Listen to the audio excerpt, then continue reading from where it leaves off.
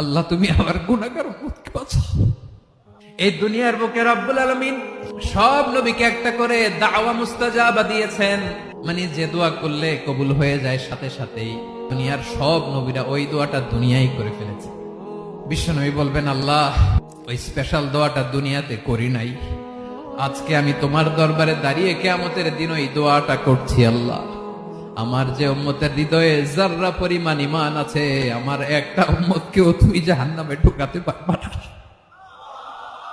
বিশ্বনবী পাগলের মতো একবার হাউজে কাউসারে যাবেন, একবার সিরাতে যাবেন, একবার পুলসিরাতের দিকে, একবার হাউজে কাউসারের দিকে, পাগলের মতো দৌড়াতে থাকবেন, তার কোন গুনাহগার উম্মত যাতে জাহান্নামে ঢুকে না যায়।